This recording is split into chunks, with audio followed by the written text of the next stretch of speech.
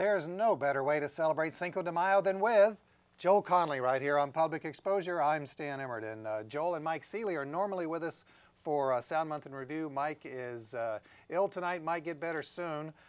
Joel, welcome to the show. Good to be here. Okay, so been a very, very busy month in terms of news. Let's get right into it. A column that you wrote, the headline is Obama's Past Week from Birth Certificate to Death Warrant. That has been quite a week for our president, huh? He was a card player when he was a state senator in Illinois and learned how to keep a poker face.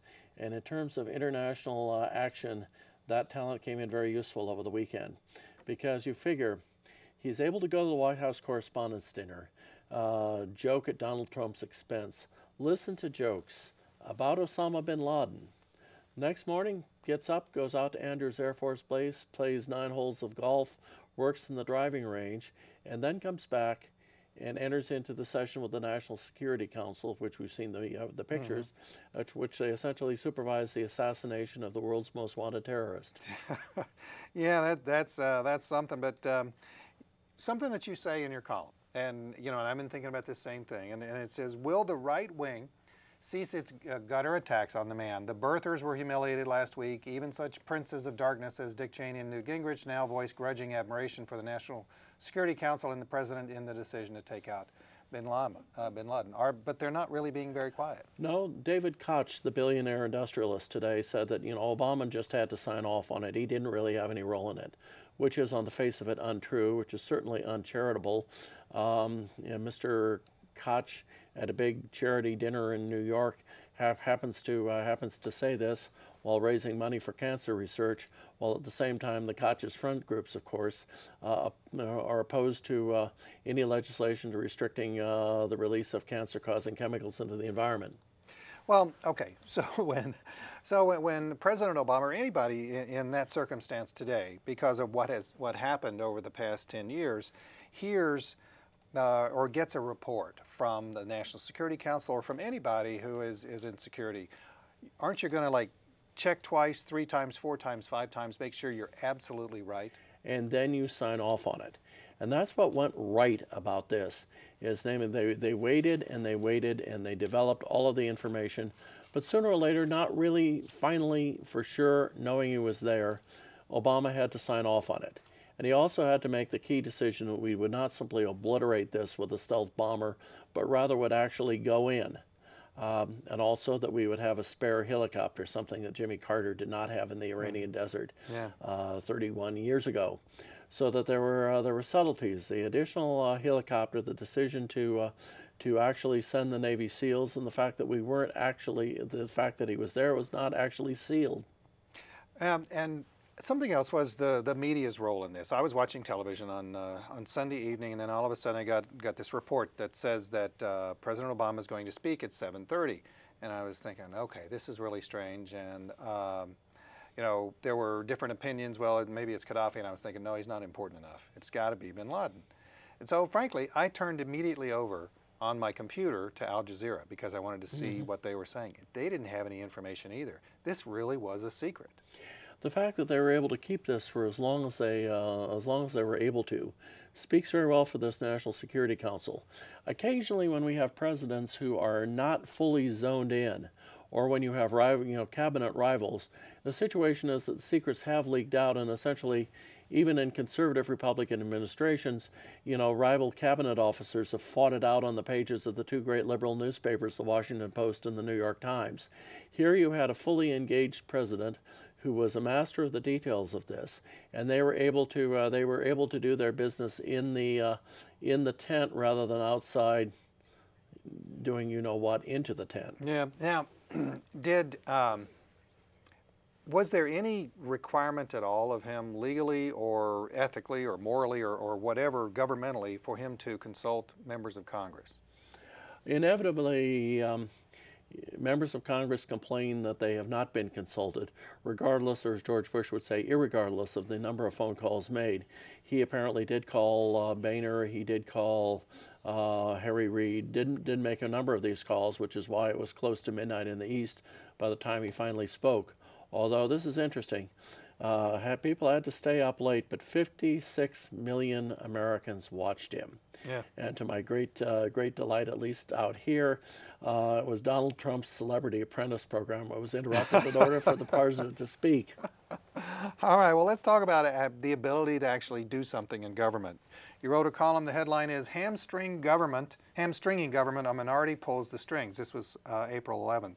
And normally I have quotes from your columns. I'd have to quote the whole column. So let's just talk about it in general. How is it that a minority pulls the strings of keeping government from doing something, or is that just a scapegoat? We now have two things. In Washington, D.C., the requirement of 60 votes in the U.S. Senate to break a filibuster. In Washington State, Initiative 1053, requiring two-thirds majorities in each house of the legislature to enact any new revenue measures, and including even the elimination of tax loopholes. So it is the ridiculous but true situation in Olympia right now that in order to repeal the state's tax break for bull semen, you are going to need two-thirds of 49 in one chamber and two-thirds of 98 in the other. Okay. Now, let's kind of break this down just a little bit.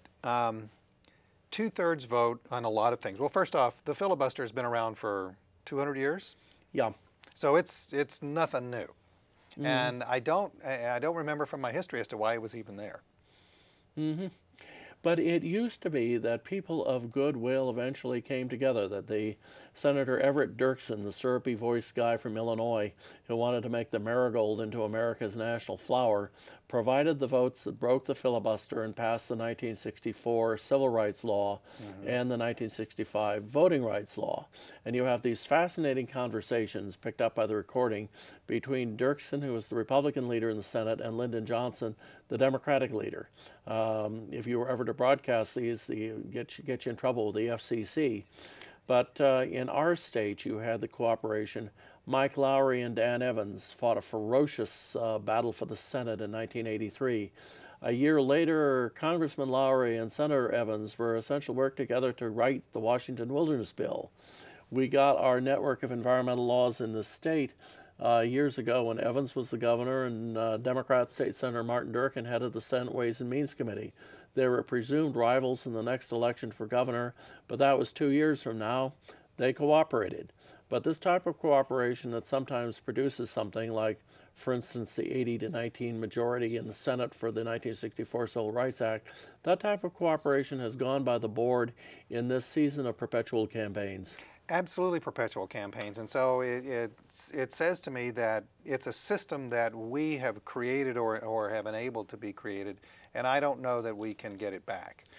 I don't know either, because essentially every day I get boilerplate from the National Republican Congressional Committee and the Democratic Congressional Campaign Committee. Each of these things is a mirror of the other. Well, Congresswoman Jamie Herrera Bertula, the new Republican, stop trying to end Medicare as we know it for senior citizens. Will Congressman Jay Inslee, the Democrat, stop trying to bankrupt America with irresponsible spending policies? You get this, they essentially shovel this garbage through the internet to me. And of course, you have fundraising letters done similarly. On the day that we are doing this program, you already have Congressman Rick Larson's 2010 opponent declaring that he's running again.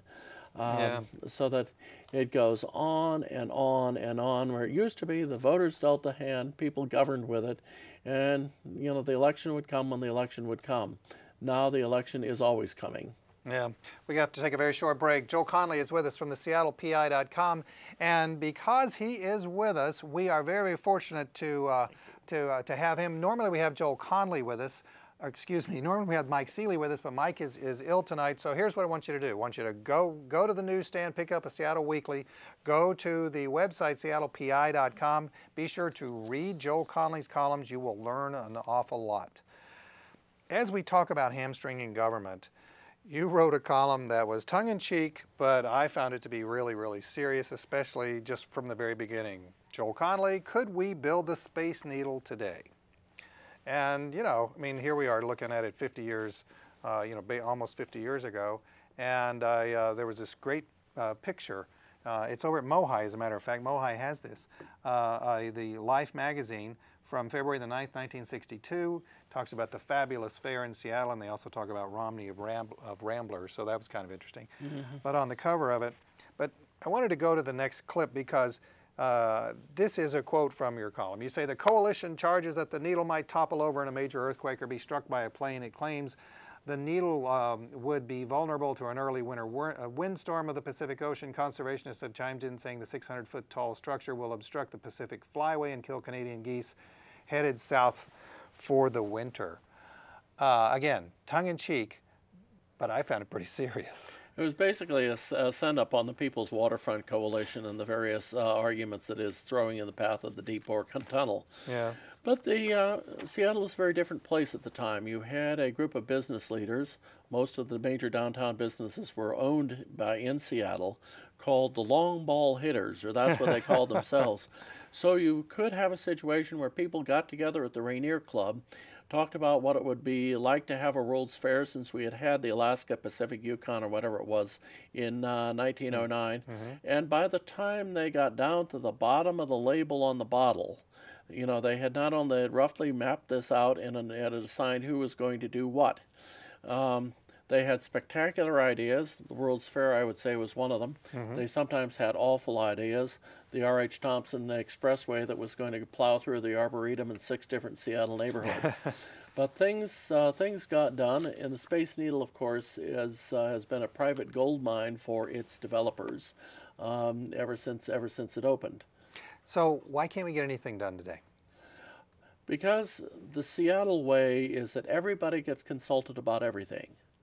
It should be that after everybody's consulted about everything, you decide and you move on. But as it turns out, lawsuits are filed, petitions are mounted. The classic example about everything is, do we get a vote on this?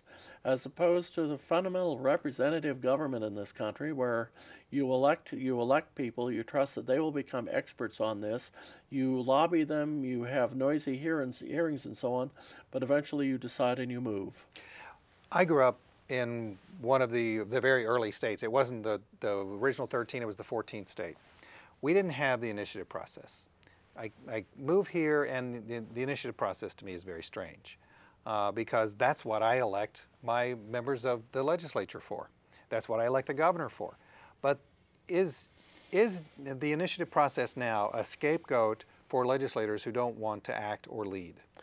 There is the inclination this year to punt everything, that any decision is not worth doing and making until proven otherwise. At the same time, however, the voters give contradictory instructions. In this state, they've restricted new taxes, turned down even a modest beverage tax, thanks to a $16.9 million campaign by the American Beverage Association. On the other hand, they passed initiatives, for instance, calling for teacher pay and class sizes. So the voters on initiatives give contradictory instructions to state government, and there's a tendency to not try to that you get picked on when you try to work your way through this thicket. You have Tim Imons standing up and calling you an idiot at hearings, and this sort of thing. So the inclination is again to be gun shy. Do we have good leaders in Washington State? I would say at the moment they're mediocre. We have been a land of giants, and I grew up with giants. Senators Magnuson and Jackson, Governor, later Senator Evans. Slade Gordon certainly was a highly effective person. Lowry, a great liberal. Sid Morrison, a great Main Street conservative.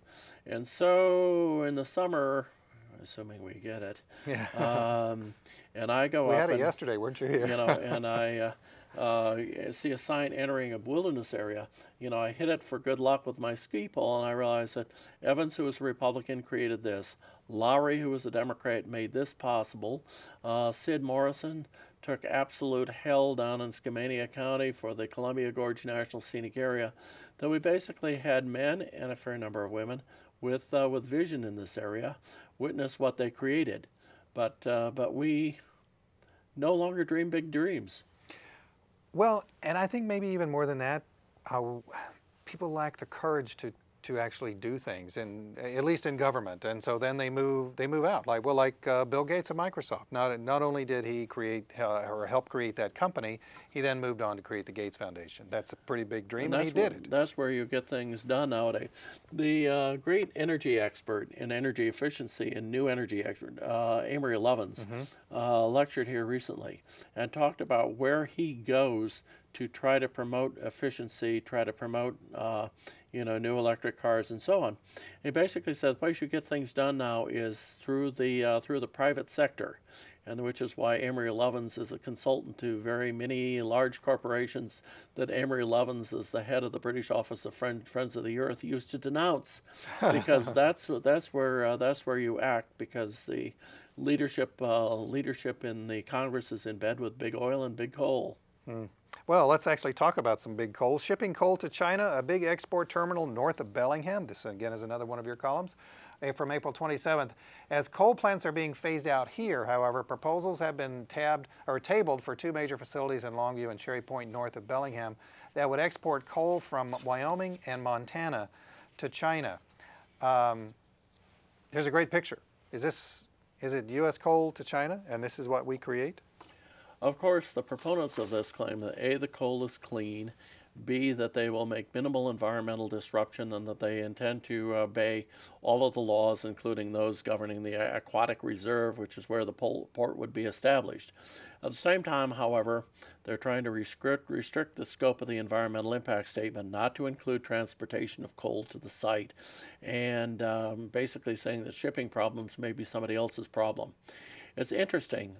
Whatcom County has a 9.5% unemployment rate. It has hemorrhaged industrial jobs. This is proposed with Cherry Point, which is an industrial area. They have Democratic and Republican legislators, business, labor, a genuine civic leader, Craig Cole, as the person fronting for this. But at the same time, the opposition and the suspicion has astounded just about everybody. The night before, last night, you had 500 people showing up in the cafeteria, beautifully rebuilt, of Bellingham High School to hear a panel critical of this. Last week at the Bellingham City Club, you had 350 people, or about 10 over what the fire marshal's limit is on the room. Literally people lined up against the wall talking about a major public issue. Well, that's great, and we're going to continue on with this, though. I've got to take another break. Joel Connelly from the SeattlePI.com is with us. This is Sound Month in Review, once a month right here on Public Exposure. We have Joel Connelly and normally Mike Seeley of the Seattle Weekly. Mike is unable to be with us tonight. Strongly encourage you to go by the newsstand, pick up a weekly, go to the website, SeattlePI.com, and read that often, at least a couple of times a day. Okay, I want to show this picture because some people really won't believe the picture, especially with the one right after it. This is of a strip mine right here in the United States, in Hazard, Kentucky, and that's a truck, and the truck is actually at least 25 feet high. People won't believe this, so let's go to the next picture. This is a picture of a truck just like that, with people right next to it. I've been in one of these before because I've been in in a strip mine there in Hazard, Kentucky. The environmental damage from strip mines is amazing. And this is some of the clean coal, is it not? And you now have the additional damage of the coal bed methane projects, where if you have a ranch and you have leased, or the company has come in to develop on your land, you suddenly find yourself with poisoned cattle and having to set your tap water on fire before you can drink it. Yeah. So there is a good deal of damage being done, and certain places from Pennsylvania to the Powder River Basin in Wyoming have been turned into, in essence, sacrifice zones. Frankly, I trust the coal industry as far as I can hand roll one of those machines that you see. That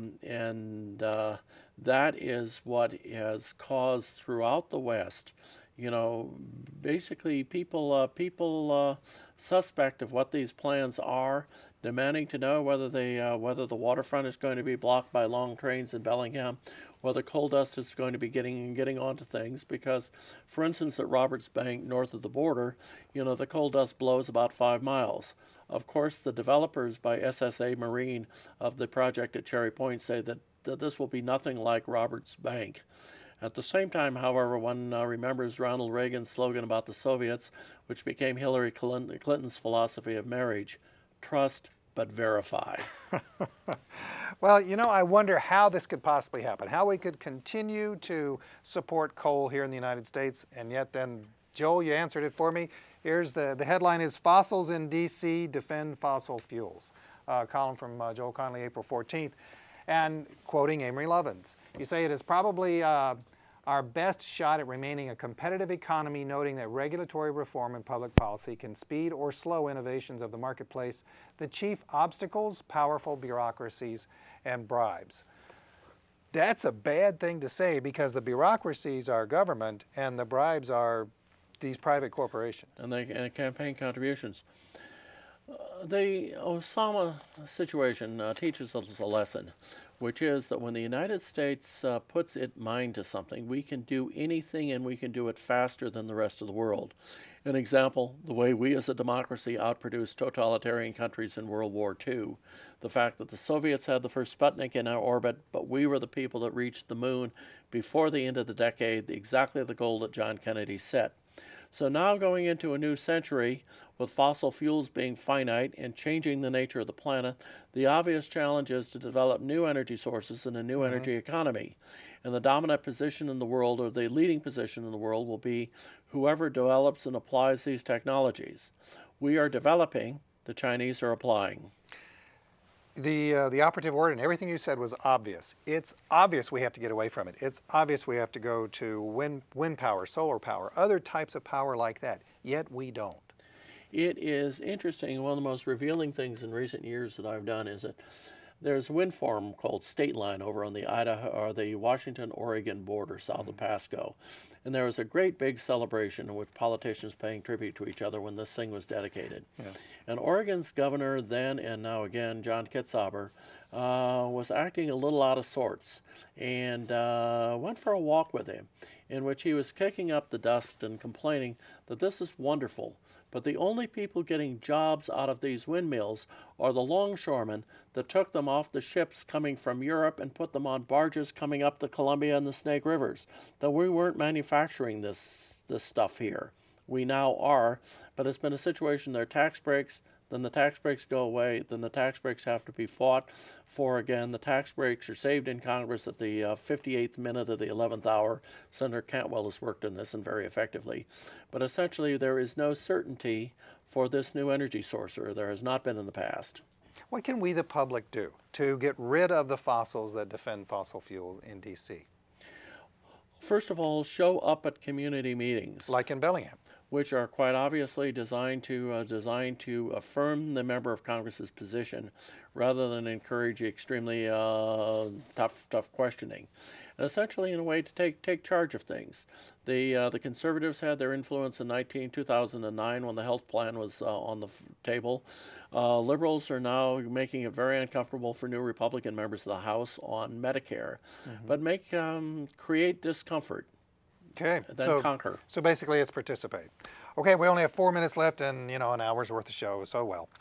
The real reefer madness is medical marijuana regulation, and let's go. This is Governor Gregoire, and I was kind of wondering what her position is. May 1st, I support allowing the medical use of marijuana, but almost in the next breath, however, she said that possessing cannabis to relieve pain is still a federal crime, adding that this is an issue of extreme complexity. I found no leadership there, so what's happening right now?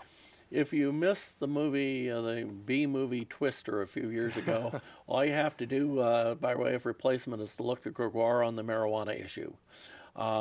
There was a letter from the two U.S. attorneys, which may have been manufactured since Gregoire is close to one of them, warning the public employees may be exposed to arrest under provisions of the law that was before the legislature. Gregoire used this to veto large portions of the law, which, with what went into effect, resulted in the situation for medical marijuana dispensers being more dangerous than it had been before. The legislature is now taking up whether or not to pass a version that would be acceptable to the governor. Federal law is still against this. There is an ambiguous situation in terms of whether federal law will be enforced. Why in the name of you-know-who and you-know-who are we arresting 800,000 people for drug possession each year in this country, a large number of them for marijuana, while in fact the main financial beneficiaries of this are the Mexican drug cartels? We don't, you know, it's a little known fact that 60% of the income for these people that are murdering on a vast scale south of the Rio Grande comes from marijuana coming into the United States. The obvious situation: legalize, regulate, tax, and you can actually keep it out of the hands of teenagers at the same time. Yeah. Oh, Portugal well. has. We have a lot more stories, but we only have 2 minutes left, so I want to skip over to one, and it's about Yoda. Yoda might be moving to Washington State. Dennis Kucinich, former mayor of Cleveland and a member of the U.S. House of Representatives for quite some time, and a presidential candidate several times, I think, several times anyway, has been redistricted out and may be moving to Washington State. Is that for real? He's been around here an awful lot, developed a cult-like following in the 2004 presidential campaign. Even though he's a vegan, he's capable of serving up red meat to party audiences. Very popular with the peaceniks down in Olympia and up in Bellingham. And above all, everything else, he has a hot wife, British-born, New Age redhead who towers above him. I know. And has been out here communing with Native American spiritualists while at the same time he's speaking in the Labor Temple down in Tacoma. So, if he moves here, where is he gonna? Is he gonna move and say, "Okay, Congressman McDermott, you can retire now"? I don't know whether it would be possible for the Redistricting Commission to craft a congressional district consisting of Cooper Point and the Evergreen State College in Olympia and South Bellingham. That would be the only place where he would ever have a chance of running. The state party chairman, Dwight Pels, uses phrases like, "He's a piece of work." So, and we also have a pretty good up-and-coming bench, at least with his party here in the state. All right, that's going to have to be the last word. Just want to remind everyone, Joel Connelly and Mike Seeley once a month are right here with us on Public Exposure. It's called Sound Month in Review. Joel was with us this time. Go to seattlepi.com and read some more. Joel, we'll see you right here next week on Public Exposure. Get Take well, care. Mike.